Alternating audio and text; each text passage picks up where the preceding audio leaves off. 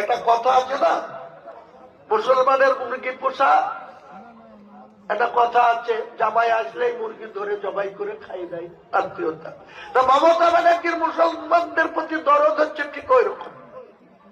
তিনি আমাকে ডেকে বলছেন হুমায়ুনে বাবরি মসজিদ করা যাবে না। বললাম কেন?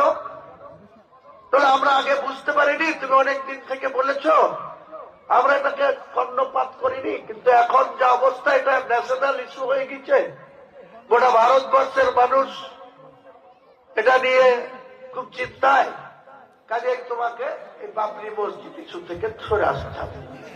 আমি বললাম আমি কোনো মতেই এই ইস্যু থেকে সরব না, কারণ সুপ্রিম কোর্ট যে রায় দিল তাতে তো বাবরি মসজিদ করার জন্য 5 একর 15 বিঘি জায়গা দিয়েছে, সেখানে তারা করতে পারেনি। আমি তো আপনার অর্থ সাহায্য চাইছিলাম।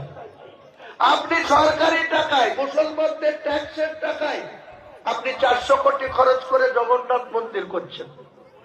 আপনি 1,10,000 করে হিন্দুদের পুজো করার জন্য অনুদান দিচ্ছেন। আপনি কার্নিভাল করছেন ইউনিটকে নাম তোলার জন্য। কলকাতার রেড রোডকে ব্লক করে ওই দুর্গা প্রতিমার স্যালুট দিচ্ছেন। আপনি কলকাতার রাজারহাটে 1100 কোটি টাকার জায়গা, যেটা সরকারি সম্পদ, মুসলমানদের অধিকার আছে, সেটা হিন্দুদের ট্রাস্টকে দিয়ে দিচ্ছেন মন্দির করার জন্য।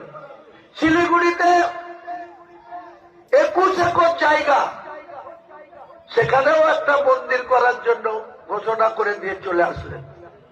34 বছরের জ্যোতিবাবু বুদ্ধবাবুর সরকার টাইমে সাগর মেলা হয়নি।